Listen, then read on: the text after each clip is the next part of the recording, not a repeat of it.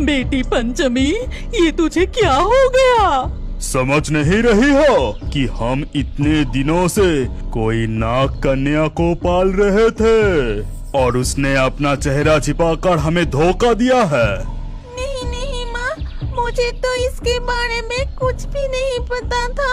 मैं समझ ही नहीं पा रही हूँ कि ये कैसे हुआ।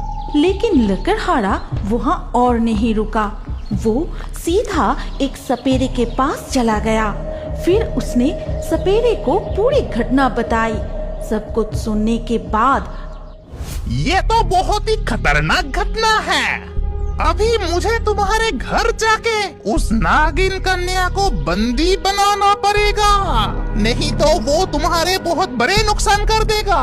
तो फिर जल्दी चलिए हमारे घर, न जाने अब तक वो नाग कन्या पंचमी कोई नुकसान न कर दे।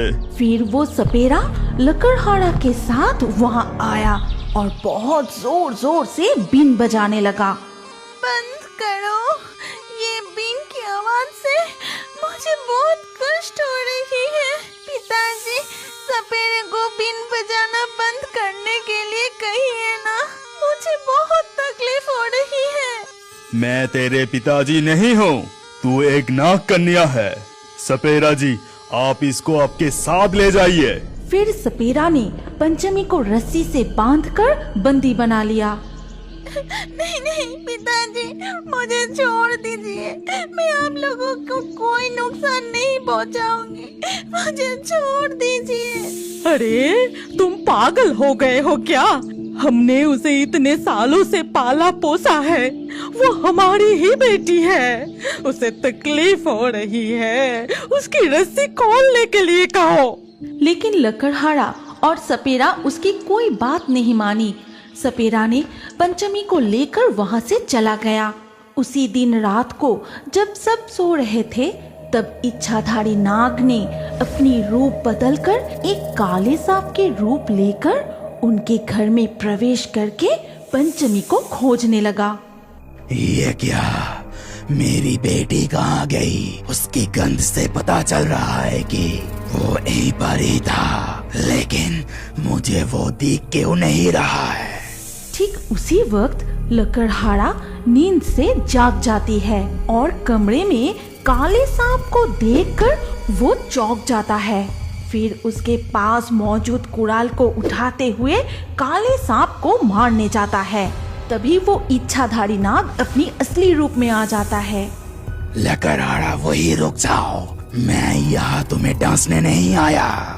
मैं मेरे बेटी को यहाँ से ले जाने के लिए आया हूँ। बताओ वो कहाँ है?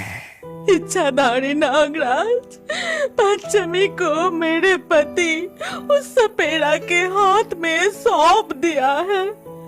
अब क्या करूं, मुझे कुछ समझ नहीं आ रही है। ये तुमने क्या कर दिया? वो यहाँ तुम्हारे पास महफूज रहेगा, इसलिए मैं उसे छोड़ के गया था। मुझे अभी मेरे बेटी के पास ले चलो।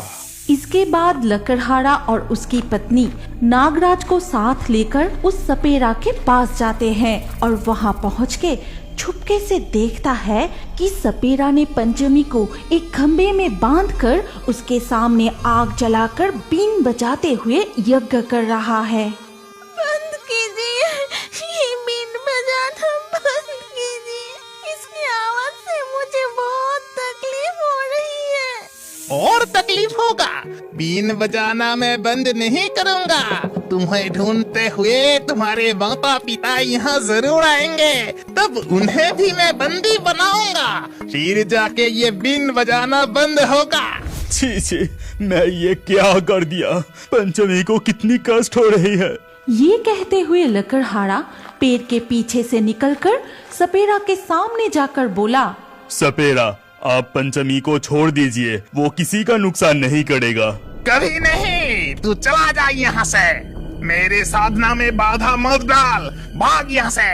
तभी अचानक आसमान काले बादल से छा गया। जोर से तूफान उठा, सारे पेड़ जोर जोर से हिलने लगा। बारिश के पानी से यज्ञ की आग बुझ गई। तभी नागराज जाकर सपेरे को डस देता है। तभी जहर के कारण वो जमीन पर गिर पड़ता है और उसके मुंह से झाग निकलने लगता है। अगर आप इस कहानी की अगले भाग देखना चाहते हैं तो कमेंट में नेक्स्ट पार्ट जरूर लिखिए और हमारे रियो बर्ड्स फेसबुक पेज को अभी फॉलो कीजिए। अगर ये कहानी अच्छी लगी तो लाइक करके शेयर कर दीजिए।